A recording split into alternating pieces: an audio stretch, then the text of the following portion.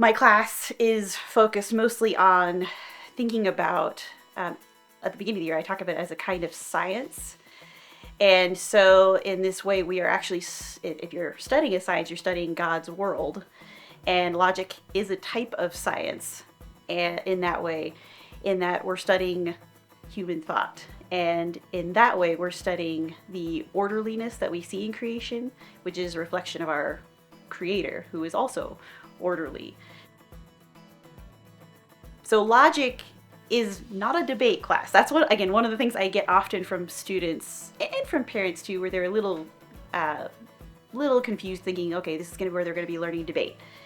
And again, it can relate to debate, absolutely, but it's not a debate class. Usually is what I tell them. It's like, okay, what we are going to learn, though, is the basic skills to hopefully become better thinkers. So we're going to go through specific kinds of arguments, like the syllogism.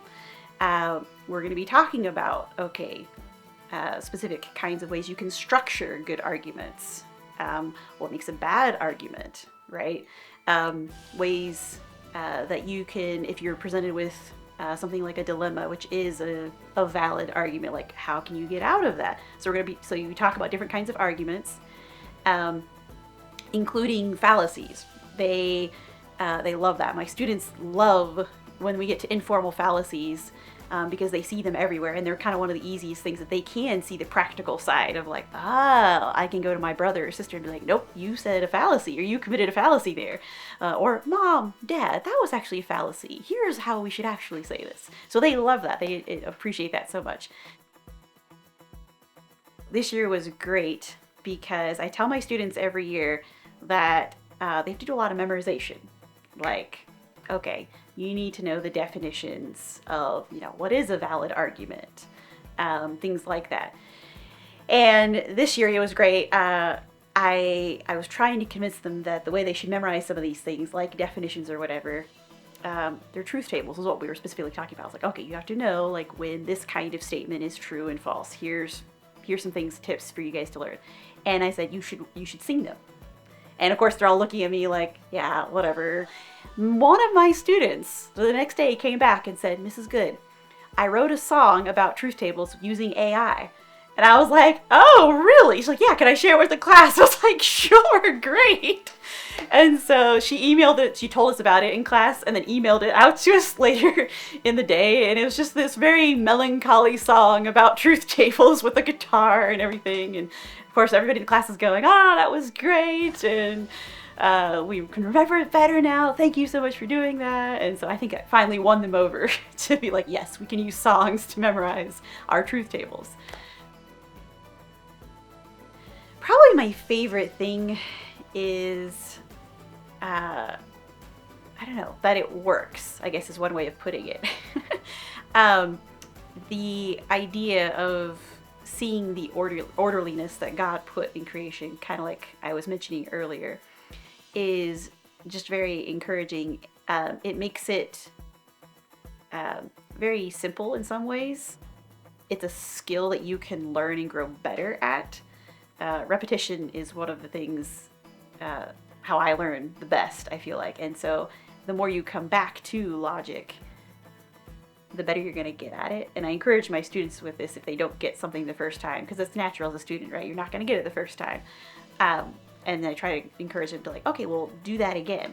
Like, try it again, see if you get it the second time, because once you do get it, that's when you're building that skill, which is something they're going to take and use the rest of their life, I would say. In terms of material, my class won't be super different from other logic classes because it's the logic class, right? So we're all following the same curriculum, same material. I guess one thought I had on that was the variation some teachers have between using notes or not using notes, things like that. So my class is kind of unique, I think, amongst the other two classes, if I remember being correctly in that. I don't allow them to use any notes or things like that on quizzes. And so it might be that my class is going to be a bit harder than some of the other logic teachers because of that. But I think it's super important because then they can show that they really do know the concepts. They really do know the material. and they can do it. They can feel confident doing it. But that's part of my reasoning. I think one of the unique things and features that comes out of my class, from what I've heard. I enjoy reading. I'm a bookworm. So my husband and I often enjoy reading books together too. We've got usually one book that we like to read out loud together. And then our own separate reading lists going on. So that's one hobby of mine. And I enjoy baking. So often you'll find me in the kitchen baking bread or some kind of dessert. I like desserts. They're really fun to bake. And we both like to sing, so we're both in church choir. That's one of the things that we enjoy doing to serve the church.